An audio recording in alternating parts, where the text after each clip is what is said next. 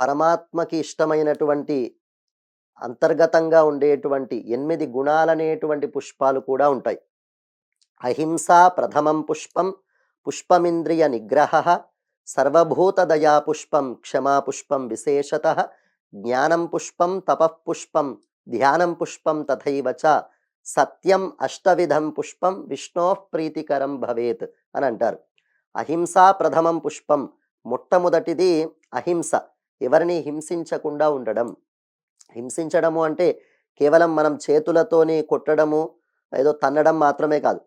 మాటలతో మనం ఇబ్బంది పెట్టినా అది హింసే అవుతుంది. కనుక అటువంటి హింస చేయకుండా ఉండడం, ఇది స్వామికి ఇష్టమైన మొట్టమొదటి పుష్పం.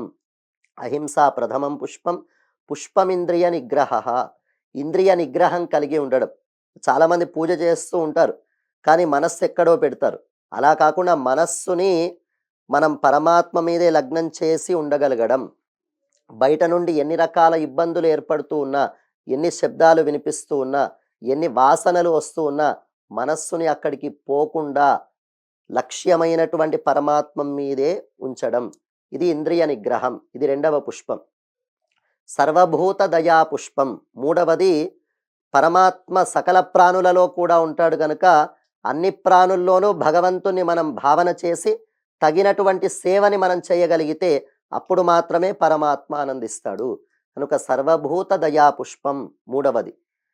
క్షమాపుష్పం విశేషతః, నాలుగవది క్షమ అనేటువంటి పుష్పం. క్షమ అంటే ఓర్పు కలిగి ఉండడం. చాలామంది మేము తపస్సు చేశామండి, వ్రతం చేశామండి, ఫలితం రావట్లేదు అని అంటూ ఉంటారు. కానీ బ్యాంక్లో మనం ఏదైతే డిపాజిట్ చేస్తామో అది తగిన సమయంలో మనకి ఇంట్రెస్ట్తో సహా ఎలా అయితే మనకు పెరుగుతూ ఉంటుందో, అలానే మనం భగవంతునికి చేసినటువంటి ఏ సేవ అయినా సరే అది రెట్టింపు ఫలితాన్ని మనకి తగిన కాలంలో భగవంతుడు ఇస్తాడు. దానికి ఓపిక ఉండాలి. ఇది మరొక పుష్పం. క్షమాపుష్పం విశేషతః. ఇక మరొక పుష్పం జ్ఞానం పుష్పం. జ్ఞానం అనేది మరొక పుష్పం. జ్ఞానము అంటే కేవలం ఆహారాన్ని స్వీకరించడం, నిద్రపోవడము, ఇలా యాంత్రికంగా పశువులలా మాత్రమే ప్రవర్తిస్తే అది జ్ఞానం కాదు. నేనెవరు అనేటువంటి ప్రశ్నకి సమాధానం కోసం అన్వేషణ చేస్తే అదే నిజమైనటువంటి జ్ఞానం. ఇది మరొక పుష్పం. జ్ఞానం పుష్పం తథైవ చ. అహింసా ప్రథమం పుష్పం, పుష్పమింద్రియ నిగ్రహ, సర్వభూత దయా పుష్పం, క్షమా పుష్పం విశేషతః, జ్ఞానం పుష్పం, తపః పుష్పం. తపస్సు అనేది మరొక పుష్పం. తపస్సు అంటే మనకేర్పడేటువంటి సుఖ దుఃఖాలని, అలానే గౌరవ అవమానాలని రెండిటినీ సమన్వయం చేసుకొని కృంగకుండా పొంగకుండా ఒక సమస్థితిలో ఉండగలగడం, అది తపస్సు. తపఃపుష్పం. ధ్యానం పుష్పం, మరొక పుష్పం ఏంటంటే ధ్యానం అనేది మరొక పుష్పం. ఈ బయట ప్రపంచాన్ని ఎంత స్పష్టంగా మనం చూస్తూ ఉన్నామో, ఒకసారి కళ్ళు మూసుకొని భగవంతుని యొక్క రూపాన్ని మనం భావన చేస్తే భగవంతుడు కూడా అంత స్పష్టంగా కనిపించగలిగితే అది మరొక పుష్పం.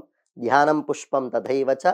ఇక చివరిది సత్యం అష్టవిధం పుష్పం. సత్యం అనేది చివరి పుష్పం. సత్యం అంటే దేశకాలాలకి, టైమ్ అండ్ స్పేస్కి అందరూ ఆధీనంలో ఉంటారు. టైంకి స్పేస్కి అతీతంగా ఉండేవాడు కేవలం పరమాత్మ మాత్రమే. త్రికాలాలలో ఉండేవాడు పరమాత్మ మాత్రమే. వారు చాలా గొప్పవారండి. మరి ఎక్కడుంటారు అంటే అక్కడ ఉంటారు. అక్కడ ఉన్నవారు ఇక్కడ ఉండరు. అప్పుడు ఎప్పుడో ఉన్నారండి అంటే ఇప్పుడు ఉండరు. కనుక ప్రతి వ్యక్తి, ఏ వ్యక్తి అయినా, ఏ వస్తువైనా, ఏ ప్రదేశమైనా, ఏదైనా సరే ప్రపంచంలో దేశకాలాలకి ఆధీనంలోనే ఉంటుంది. దేశకాలాలకి అతీతంగా ఉండేవాడు పరమాత్మ మాత్రమే. కనుక పరమాత్మనే సత్యస్వరూపుడు. కనుక ఆ స్వామిని మనం తెలుసుకోవడం, ఇది మరొక పుష్పం.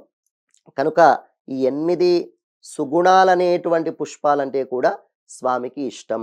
కనుక ఈ 8 పుష్పాలని బయట మనం పుష్పాలతో అర్చన చేయడం, ఈ మంచి మంచి సుగుణాలనేటువంటి పుష్పాలని సాధనతోని మనం అభ్యసించడం, ఇలా ఇవి స్వామికి మనం సమర్పించగలిగితే స్వామి యొక్క అనుగ్రహం కలుగుతుంది అంటూ పరమాత్మ వరాహ రూపంలో భూదేవికి కీర్తనం, ప్రపదనం, ప్రసూనార్పణం, నన్ను కీర్తించడము, శరణాగతి చేయడము, పుష్పాలని సమర్పించడం, ఇవి చేయగలిగితే నా అనుగ్రహం కలుగుతుంది అని వరాహస్వామి భూదేవికి తెలియజేస్తే, ఆ భూదేవే మళ్ళీ గోదాదేవిగా అవతరించి ఈ ధనుర్మాస వ్రతాన్ని లోకానికి అందించింది.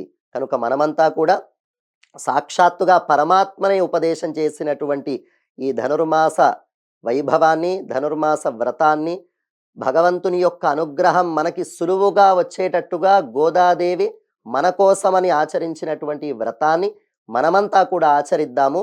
సకల సంపదలని పొందుదాము. మరిన్ని విశేషాలు తర్వాత వచ్చే ఎపిసోడ్‌లో మనమంతా తెలుసుకునే ప్రయత్నం చేద్దాము.